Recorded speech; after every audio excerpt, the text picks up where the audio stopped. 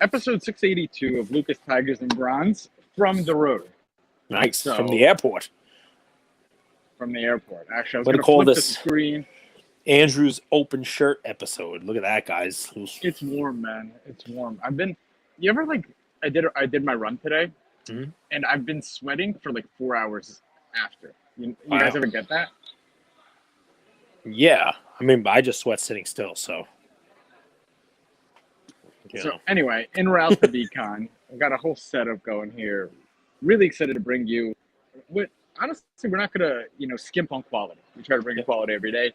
And you guys are supporting us. So I got news from our content team that most engagement, most comments, most views, more subscribers, the channel's growing, and it's a testament to the people that listen, to the community we built.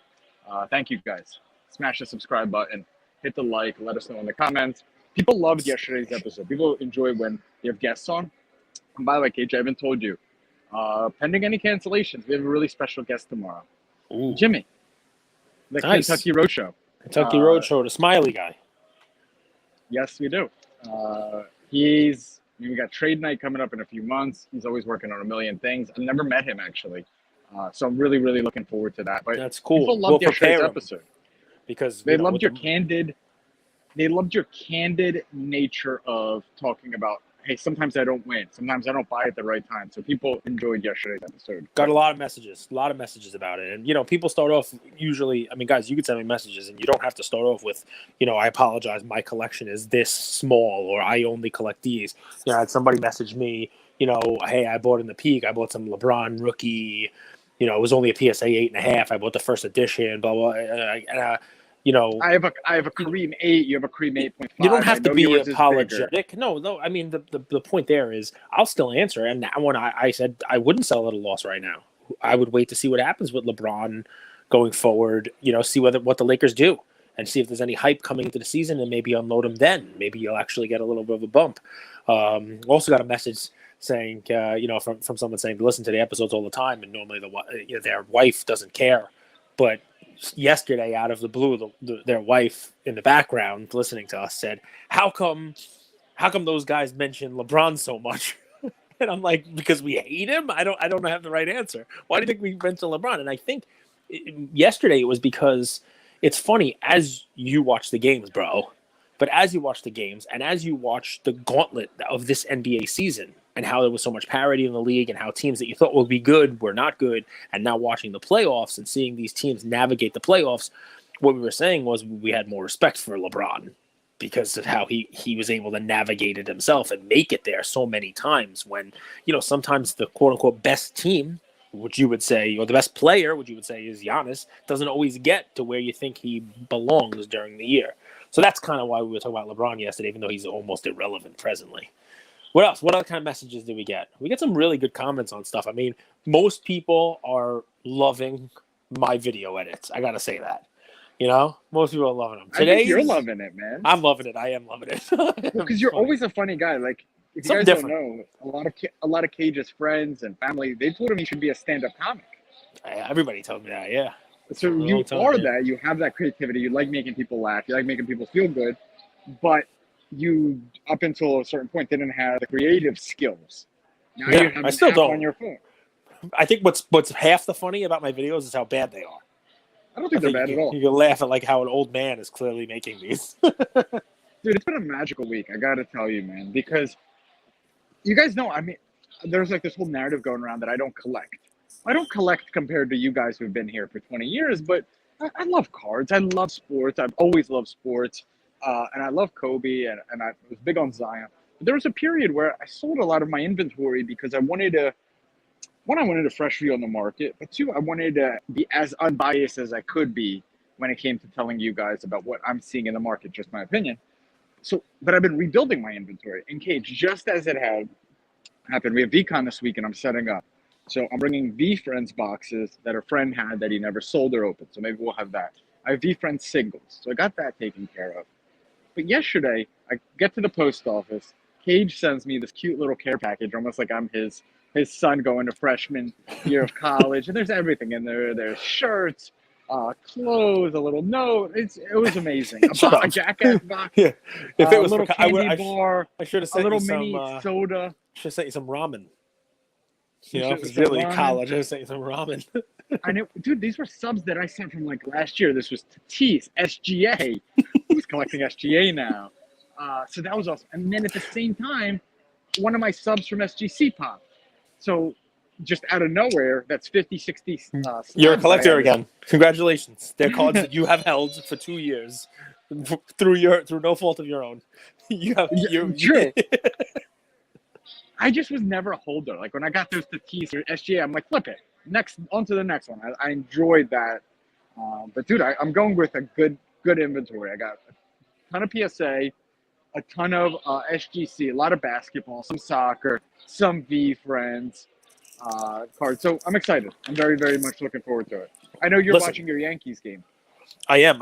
Stupid. They call low strikes on Judge more than anybody else in the world. It's not really fair. The guy's like 11 feet tall, and he has to expand his zone more than anybody else does. It's really sad. And he just got struck out on a pitch that was about 3 inches below the zone. I'm not being a Yankee homer. If you take a look at it, the ball was not in that little strike thing. But yeah, I mean, listen, I can't complain about the Yankees right now at all. But it's again the Orioles, and they should be. It's a team they should beat. You got to stack these wins up. I heard a great comparison. You guys are going to laugh because I'm not going to mention whose page, but I think you'll see who posted it and you'll laugh. They compared human error, Angel Hernandez as an ump, versus what is it called, robotic? Yeah. Strike zone? Yeah. And they compared that to grading, right? The human error of grading versus eventually there being a robot grading this or algorithm, whatever. What do you think about that? What do you think of that comparison? And which would you prefer? I mean, it's actually a pretty great comparison. I like it. Look, when the human error is in your favor, you're happy. When the human error is not, you're not. So think about it this way, right? Right now I'm mad the Judge got struck out on that, but Bruce Zimmerman, I think, is the starter for the Orioles today. He's thrilled. And the Oriole fans who, they're now in the game, better because of the calling it their way, they're fine. So, I mean, it really depends on what you want. If you're working for PSA and you want something that's completely unflappable, it's completely, you can't question it, right? Then the robotic is the way to go. If you're a consumer and, you want to get the benefit of a 10 that, maybe only gets a 10 2 times out of 10, but your grader happens to be on a high from the weekend where, he was fishing and whatever, who knows, sometimes the human error, the human thing kind of, works in your favor. It really does depend, man, and it's a great thing because card grading is sort of got some subjective component to it, right? It's tough to do it with a robot. Well, let me take it one step further. Sure. The real person it collects is the final holder, the collector. Mm-hmm. So have you ever gotten a card that you bought as a 10? It's like a 5-6 figure card, and it's actually not a 10? Yeah, that pissed you off as a collector? I mean, it depends what you're planning on doing with it, right? A quote-unquote true collector who just wants the card, then they're fine. But if it's somebody who's, looking to sell the card at some point in time and that you're going to have to spin a yarn, you're going to have to say, I know it's a 10 holder, it's not the greatest copy, and maybe even take a little bit less money for it. Yeah, I mean, it definitely is it. But, the flip side to that is maybe you got a little bit of a bargain on it yourself when you bought it, right? Because it's not the nicest 10, you know what I mean? And, it's one of those things, man. And think about this. Does eye appeal still matter? Does Mike Baker have a job? If it's a robot, it's a robot, right? A 10's a 10, a 9's a 9, and you don't have to put little stickers and all kinds of craziness on the items. Although eye appeal is a different thing. Eye appeal does not mean it's not a grade. Eye appeal means that it is within the grade, correct, but it has an eye appeal that is good for the grade. So I guess I can take that out. But Mike Baker, you're out of a job if robots come in. I'm just gonna say that. PWCC premiere ends tonight. It does. Anything you're looking at? Anything that stuck out? I mean, I don't want to tell people, but yeah, there's a lot of really nice cards in the premiere. Well, I mean, listen, it's probably going to end tonight, and most people listen to it Friday morning. I mean, yeah, a few VIP listeners do listen to it People right will on listen. release. And remember, it goes until 10 p.m. Eastern time, and then goes into extended because it's they're out in Oregon, and also I don't want to step on toes on it because there are a lot of content creators who do the premiere. We talk about the weekly one, which we will be doing. I know Jay Lee does a show. I think the Real 27 guy has some cool posts of his stuff. That's not him, by the way. That he doesn't cry like that. He has a different sound. Real 27 guy. That's basketball card guy. I can tell. I can tell them apart. I confuse them often, but when they cry, I know which one is which. It's all right, Basketball dude. card guy had a good post yesterday, or DM, or he says it's funny. Like everyone keeps saying that the market's going down, but in reality, the cards that I want to buy aren't going down. Yeah, So, I listen. and I agree we with do that as a mistake. We just blanket it all. Cards are going down, and they're right. They're not all going down. I mean, there are cards I look at in the premiere tonight, and I'm like, where? I thought stuff was going down. Like where's my bargain? Give us an example. Give us some that really stuck out. Steph Curry stuff. I mean, talk about timing. If you listed Curry into the premiere, right? I mean, two of the cards I was looking at, you could say three of the cards I was looking at. There are three amazing Curry cards on the top part. Actually, and Ken Golden has one in his ending this weekend too. But there are three amazing Curry cards. There's a sick patch BGS 9.5 National Treasures RPA rookie. The RPA is a rookie, obviously, rookie patch auto of Steph. Number to 99. With the really cool Golden State colors on it, 3 colors, like real nice. That's like his card, right? I guess you compare that to the exquisite LeBron that sells for $1 million. That card when it was bid up to 190, 200,000 plus the buyer's premium, it's like it's 230, 240. It's something that looks like all right, no problem. I think the bidding is at like 260 now because he's advanced. He won another game. He looks like a potential favorite to win a 4th title. It's a good time to have that up for auction. And just a real sick card. Although I think what's amazing, there's 99, so the grading doesn't really matter that much. But I think even though it's a card that doesn't grade that well, I think there's over 50 9.5s. So I mean, just take that into account. Obviously, when you look at a card, the other two. Well, that's what happens, right? Go ahead. That's what happens with 2003 LeBron cards. LeBron's RPAs are setting records, and I know this is 09, but people are going to grade that card, and they're going to grade it right away. So I think that's why you're going to see a higher population of good grades. Yeah, the 09 Topps Chrome refractor of his, which is a numbered card. It's not exactly the rarest card in the world. It's not a base card, and it's different than the LeBron because at least it's numbered. The refractor, there are 2 of them on the premiere tonight. One is a PSA 10, which I think is a pop 28, and that's like 100 and change right now, 120, 130. I didn't know we were doing this. I mean, but these are the Stephs I was looking at. And there's a BGS 10, which I think it's like a pop 3 or 4, and we talked about the certain cards. The BGS 10 has a premium over the PSA 10, and the BGS 10 has also started to be bid up. I think it's approaching 2. If it's not already over 2.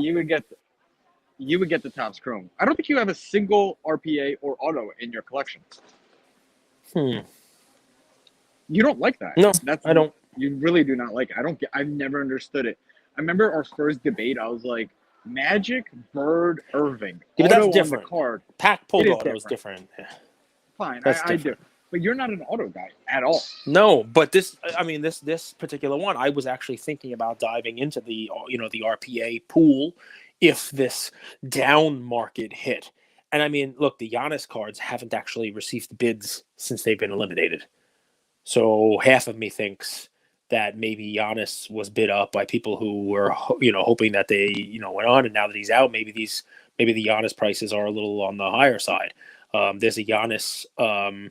There is a Giannis RPA out of 99 in both the premiere ending tonight and in Golden Auctions. They're both basically the same price. They're like 120, 130, plus the buyer's premium. So you're talking about like $150,000. I'm pretty sure those have sold for more than that previously, with Giannis being potentially favored to go to the finals again. But, those sales are now with him. Whose RPAs are more valuable? I know I'm putting you on the spot. Actually, I can pull it up here. Curry or Giannis? Whose RPAs are more valuable? Do you know? Well, I think the National Treasure Curry is more valuable out of 99 than the Giannis. I mean, that would make sense to me. First, it's an older card. Second, he's clearly done more. Damn, Yankees are losing. But I would venture to say that the Curry is in its own kind of league. The Giannis stuff just started moving. Also, I mean, I don't hold me to this, but I'm pretty sure that the Giannis one has more parallels, which you wouldn't think would hurt the value of the out of 99, but it kind of does. Like there are other options out there. I know there's a gold out of 25. There are other options on it that, there may be parallels on the Steph, but I don't think there are as many. I think, between 09 and 13, 14, there were, additional ones added. And now it's even worse. It's something that people don't take into account. I want the John Morant National Treasures RPA. All right, well, there's the out of 99, and then there's like 17 other versions. There's like an out of 8, there's an out of 10, there's an out of 1, out of 2, out of 5, out of 15. There's like, there's a Stars and Stripes out of something else. There's like they went a little nuts. So, but yeah, I mean, listen, there's a lot of nice Ja stuff. If you think that his stuff fell, there's a lot of nice LeBron stuff. The LeBron top What I Chrome find rookie. super interesting about the National Treasures is 93. So there's 52 BGS 9.5s and 41 BGS 9s. 93 out of the 99 were all graded BGS. Or at least, just to kind of show you there's only 5 PSA 10s of Curry's, and I don't think one's come up for sale in a very long time. I think one sold recently. I don't one PSA 10 sold, and I'm pretty sure if it didn't eclipse $1 million, it was real close. Card ladder value is 431, 898, but I don't think that's an accurate value. For a 10? There just hasn't been a sale. Yeah, there just hasn't been a sale in a long time. That's over 2 years, according to them, according to Card Ladder. All right. So, do they have a last sale on the 9.5? Yeah, 890. Yeah, see, that's the one I was talking about, right? So if the last sale on a BGS 9.5 is even if it's 690. The 10 would be more. The 10 can't be valued at 4 and change. You know what I mean? Like that's, so that's, I mean, a real nice card. A lot of real nice cards. If you're a LeBron guy, the black refractor, which is black out of 500 maybe. The black refractor PSA 10. There's not a ton of those out there. And I know that was a card that was selling for well into the 6 figures. Probably a couple $100,000 was the value on it when the base was 40. And I don't think the bids on that are over 100 yet. So, if LeBron's your guy and you want to try to get a bargain on LeBron, this might be the time for that as well. There's also some really nice Pokemon cards in the weekly. We'll get to the weekly, going forward, but, interesting stuff. We're actually boarding. Oh, nice. I want to wrap with one thing. Do you have anything that's not? Well, listen, we got to talk. Let's talk. Give me 5 minutes of your analysis of last night's game and how we act on it. Of that game. Well, Wiggins one game, yeah. Of that game, of that game. And it just, I mean, they shut down Luka. But I think it's a long series. I think the Mavs went down 0-2 last series, and they fought back. What's interesting about Luka is he's a young veteran. He's already 8 years into this. He has 3 titles. He knows how to play under pressure. He has the longevity. He has all that stuff. So, okay, we're good. There's still people boarding. What I said about Luka yesterday was he'll still get his. He'll still get 20-something points. He won't get a 30-something, 40-something. He'll still get his 20-something points. He'll still get near a 25-point triple-double every game. But they're going to make other people beat him. And if you watch that game straight from the 6-7 minute mark on, you could tell what they were doing. They were saying, if Maxi Kleber can beat us tonight, go right ahead. And our fun matchup, I mean, it turns out it was Wiggins. Jordan Poole, he outscored Brunson. Brunson was really off. I don't even know if he made a 3-pointer last night at all. And you're right about Wiggins, man. Like anytime Dallas started to mount something, they got a 3-pointer, whatever it was, Wiggins would come back down and shoot a 3 himself, or Wiggins would, take control. It's a mismatch. He has a good mismatch, and it's good that they are, attempting to exploit that. Remember I said basketball is all matchups? Yep. The question that popped into my head is how lucky the Warriors are that they're not facing the Suns. Now, do you agree with that? Do you think that the matchup with the Suns would have been more difficult than the Mavs? I know we're 1 game in. I do. And remember what I said about this was I said sell the Warriors cards, sell your pools. The issue that I had with the Warriors, why I thought the Warriors weren't going to be the favorite, it is all matchups, right? That I figured they would have to play the Suns, and that DeAndre Ayton would just be a humongous mismatch for anybody there, and a big would be giving them problems. And if they somehow manage to get past Ayton, they'd still have to deal with Giannis in the finals, and he would just dominate them. There's nobody to play those bigs. Yes, Draymond is awesome, and yes, he took care of Joker. Joker still got his damn points though. He flustered him. It's different when you're playing against the Suns team, right? So yes, I do think clearly Golden State is probably thrilled that they're getting Dallas. Not because Luka is the best player, but they have weapons to throw at them. If they have Wiggins to throw at him, they have Draymond to throw at Luka. I'll say it again. I just think Dallas is at a point now where the Mavericks and their fans and most of their players are just, all right, this is good. They'd be happy that they got this far, right? It wouldn't be a disappointment if they lost in the conference finals. It would be, okay, we're going to build on this next year and make it to the finals and maybe win a championship. Luka's still young. We're going to build around them. Whereas the Warriors, it's kind of like this team's built for a championship. How many more years of Steph do we have? Like that's the way I look at this one now. And yes, just as it broke right last year for Giannis with injuries to the Nets and the Suns, and people are like, oh, it's a fake championship. It really is breaking best case scenario now for the Warriors. It really is, And if they get the Heat, the Heat's a great team. I hate it when people say injuries, because everybody deals with injuries. Everybody does. Yeah. No, 100% right. But I like that. I'd like to see right in front of me in line. Doesn't even give a fuck to get a beer. It's okay. That's all right. Let him get his beer. You're going to Minnesota. You don't mess with a man who's focused to get beer. There's certain things in life that you do not mess with, and one of them happens to be another man's fries. Dude, if I'm ever on a date, order your own fries, but don't say you don't want fries and then ask for mine. That is one of my biggest pet peeves. All right. Well, ladies, you heard it here. I was quoting. Well, you know what? Tell us in the comments what movie I was quoting, or send me a message. Where Harry met Sally. Can I get 2 bottles of water, please? Oh, dude. 2 bottles of what? Beer. Yes, man. 2 bottles of water. I don't drink beer. This guy's on his 44th. You don't drink beer? He doesn't even see anybody else. So sodium pentothal, truth serum. You were drinking water at the Heat game? No, I drank 5 beers. Boom! I don't drink beer. I drank 5 beers. There we go. My first beers in 3 years. Am I all set? Listen, I won the call. I apologize. I would have been drinking beers too at the Heat game. That was a great game, great experience, lots of fun. Tonight, you predict what? Heat go out there and do their thing again? You think the Celtics show up a little bit more? You think the Heat just have too good of a team dynamic? Are we not going to talk about what the Celtics team would be like with Horford and Smart? Like, injuries again, right? COVID. Like, Horford is a huge piece for them, and now he's not around. And yeah, so is Smart, by the way. Bringing the ball up, controlling the turnovers, controlling the pace. You said this. He's basically the guy who's the on-court coach.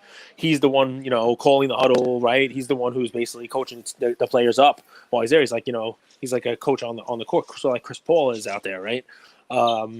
He's got some real value in that regard. And when he's not there bringing the ball up, you saw the turnovers. You saw, Miami just smelled blood in the water. Jimmy Butler made them look silly in that second half. So dude, that doesn't happen. Smart out there. That fit that Marcus Smart had, that's what you need in Florida. That's when I get back. That's when I'm shopping for, like, nice silk. Silk, right? Sure, man. We're heading into summer. It's like 95 degrees right now. Well, you were in Mexico for summer. It's not hot there. You're in the jungle. You gonna tell me it's a different kind of heat because it's like jungle heat? Where are we going with this? It wasn't hot in Mexico? Because we live close to the water. Humble. All right. Oh, it was always breezy. All right. Well, you know what you need then? You need a fan. Used to have them in high school and junior high. You put a little battery fan. So we're going to make your own breeze. No? Got a little easy breezy Andrew. Listen, man, I don't know what flight you're getting on, but the flight attendants, you got to have the button up there. It's going to be mile high time for Mr. Goldberg. Forget about it. Who can resist this? My At goodness. the rate that our show is going, at the rate that our community's growing, I Yep. can't wait to do 5 years, 7, 3 if we're lucky. I can't wait to have our own private jet, man, and do giveaways with our audience, where they get to fly to shows with us. Dude, we're gonna bake the fucking jet out. Can I tell you something? I've never even flown business class in my life. I'm 45 years old. There's one time I flew in what they called first class, from Puerto Rico back to New York. I was 19 years old. I was flying with my girlfriend and her family at the time, and they were like, anybody willing to give up their seat so this family could sit here, we'll bump you up to first class. I boom, I left them. They were all in coach. I went up and sat in the first class for 2 hours, but it wasn't really first class. It was just the front of the plane. It was the same seats, same everything, But yeah, man. I mean, But the I'll reason just be for happy that, to not have to worry about. Dude, you know how much I paid for gas today? I filled my car up. It cost me $85 to fill my tank of gas. It was $5.20 a gallon. I'll be happy. I don't need a private jet. I just need to not have to worry about how much gas costs me. Real world problems. what I realized is, so if you guys don't know, Cage comes from humble beginnings, very humble. I hope one day he gets to tell us a story, and my parents do as well. And their dream was, hey, I just want to have enough money so no one really has to bother me. I want my own house with my own yard, and I'm set. Yeah. Myself, because my parents have built a foundation, I dreamed as a kid. I was a dreamer. I wanted a huge house. I wanted our own private jet. I sometimes wish that you would splurge a little bit. I really wish you would splurge a little bit. Maybe I'll splurge on the premiere auction tonight. You never know. I thought you were gonna go a little different. I thought maybe I'll splurge on. I bought some steak today. I bought more steak. I'm eating good, man. I'm eating really good. I'm cooking. Yesterday, you know what I did? I made chicken and pork cutlets for everybody. I made some marinated vegetables with balsamic vinegar for the side. But you know what I did? I think I told you this. I should have taken some pictures. I didn't, but everybody liked it. I didn't use flour, to fry up the cutlets. I used an almond flour. So low carb. And it was difficult to cook because the stuff burned pretty easily, but yeah, I made a whole bunch of, my kids helped me, so it was good. Egg, flour, the whole 9 yards. We made a whole thing out of it and had a nice meal. So it's good stuff. I want to wrap with one thing. Shoot. As I'm seeing preparation for VeeCon and all that stuff, I urge our community to remember one thing. We think of Gary, he's a card guy. We think of Gary, he's an NFT guy. We think of Gary, he's an influencer. Take a look, but use these glasses, use this lens. Look at every attention to detail that has been planned into VeeCon. And then you'll truly understand that Gary is actually a business operator first, and we forgot. And watching all of the preparation, the preview to VeeCon, today people are there and there's coffee served. And did you see the little characters? Yeah. Being designed? The panda, the gift goat. I think sometimes we look at things with one perspective. I urge people, sometimes to just take a step to right or left and see it from another view. It's impressive. Forget how you feel about the man. It's impressive to watch him operate a business. All right, I'm going to go a different way. I'm going to tell a story from law school that stuck with me, and then I'll let you get on the plane and do your thing, okay? And it really does apply to Can I walk onto the plane as you're doing this? Sure, Is that okay? Sure. Yeah, 100%. I'm going to go on mute. Fine, and you tell me, maybe you'll hate the story. Who knows? But you walk on the plane. So the hobby's in a crazy place right now, and I get a lot of messages of people who are planning on staying here, staying in the hobby, people leaving the hobby, but the hobby's so different than what I thought it was going to be, right? And I wish I would have said this a year ago or 6 months ago, whatever it was. But I think it's important. So when I started law school, it's orientation, first day, second day. We sat in a big, lecture hall 1 with all of our graduating class, right? Everybody sitting there. And I remember the professor who was teaching ethics, I think it was, try to scare you, right? Don't do anything unethical. He said, what I want everyone in this classroom to do is I want you to look left and I want you to look right. By average, from all the years of school we've had here, one of those 2 people you just looked at will not be here when you graduate in 3 years. On average, we start off law school, and for whatever reason, whatever winds up happening during the course of those 3 years, 1 out of every 3 of you will not be here. But that means 2 of the 3 of you will be, and you're going to stay in the community, and you're going to be here, and you're going to know each other. because it's going to be a battle. It's going to be a war. You're going to go through ups. You're going to go through downs. You're going to go through all kinds of drama together as a class here. And everything you do is going to stay with you in this tight-knit community, the legal profession. People are going to remember what you do, how you carry yourself, your ups, your downs, your wins, your losses, your ethical behavior and your non-ethical behavior. The hobby is exactly the same. When you guys take a look at people in the hobby now, look to your left and look to your right, chances are, in the not-so-distant future, one of those people that you're looking at is not going to be with us anymore. And that's sad, right? But those people came in probably in the last couple of years. But the flip side to that is 2 out of 3 of you will still be here. So as stuff gets tougher, keep your scruples. Stay scrupulous, they like to say. Behave a way you'd want people to behave towards you.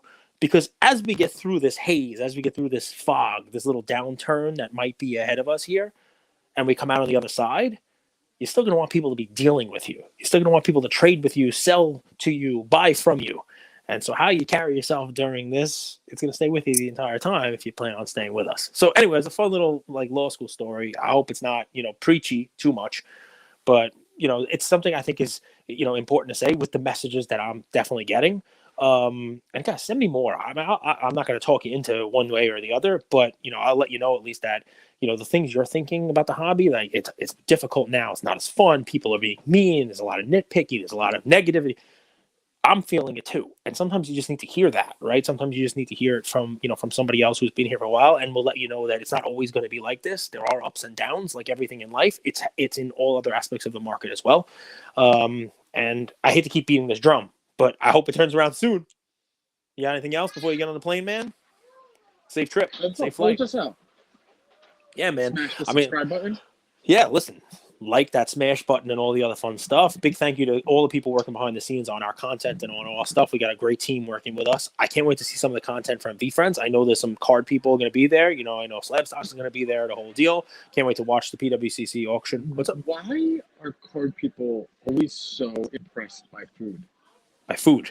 It's weird, right? It's weird. I'm impressed by food, so I can't really, You know what it is, dude? I think it's just... I'm in Minneapolis. Look at my burger and fries. It's just one of those things people do when they travel. It's like, oh, let me make sure while I'm here I don't miss out on any of this. Like, I've been to Vegas, California a bunch of times. I'm out all West Coast. I've still never had In-N-Out Burger. We went to Vegas. I didn't get Cane's. But people talk about it. Oh, it's one of those things people do. You know what I mean? It's like, oh, when you're in Chicago, have this sausage and have Abe Froman, Sausage King of Chicago. Comments. You know where that's from. I hope we get to the point where it's like, we're in different cities and we get to play 3-on-3 or 5-on-5 ball, and that's the night before the show. That's so I'm hoping we get some ball tonight. That's my dream. Dude, I'm sure there are courts somewhere in Minnesota. Just find a court and play some ball. You did it when you were in New York, and you happened to be playing ball as Nat Turner walked past you. You remember that? That's true. All right, guys. Listen, we'll have some more fun. I'm sure Andrew's gonna have some cool content for you this weekend from VeeCon. And anybody going to Dallas, be safe. Love to see that content. Post that stuff as well. And we'll have a fun hobby weekend. Take care, everybody. Love you, Luca Nation. So thank you all for listening to another episode of Lucas, Tigers, and Bronzo Mai. I wanted to tell you about a new service that we have starting as of today, and I'm really, really excited to bring it to you guys. So as a part of our partnership with SGC, we got 50 free submissions every single month, and many of you have taken advantage of that. And it's amazing that we could have the opportunity to 650 episodes, 675 episodes in, to go ahead and give back to our community. As people were sending those cards in, they asked, can we send 5, 10, 20 more cards to you guys? We'll pay for it, but we wanted them graded with SGC. You guys know SGC is turning cards around in 13 to 14 business days, have incredible customer service, and their secondary market values are going up day after day after day. And that's exciting for the hobby and exciting for the grading landscape. So we didn't want to just rush into it. We wanted to do it right. And what we did was I relocated here to Boca Raton, Florida. I opened up a P.O. box maybe 5 minutes away from SGC, and I will be hand delivering and hand picking up the cards. So you don't have to worry about anyone else touching your cards. It will be me and I will update you every step of the way. So here's how it's going to work. I'm going to personally pick up the cards from a PO box, prep them, new card saver, new penny sleeve, and deliver them to SGC every single Tuesday. Why Tuesday? Well, it lets the stragglers over the weekend come back through on Monday and gives me a day to prep, and it basically gives SGC the entire week to work on grading those cards. Once your cards pop, only then at the end of the process will you be paying for the service. It's $25 per card, simple as that, and the turnaround times have never been faster. We're hearing right now 13, 14, less than 20 business days. So there it is, 9170 Glades Road, number 135 is the P.O. Box in Boca Raton, Florida, 33434. 9170 Glades Road, number 135, Boca Raton, Florida, 33434. Of course, you could shoot me an email or shoot me a text anytime, and I'm always available. Many of you already have my email. It's iamandrewgoldberg@gmail.com, or my cell phone number, 215-519-9154. Reach out with any questions. I could walk you through the process. I've hopped on the call with quite a few of you, and I'm happy to do that. Love you, Luca Nation.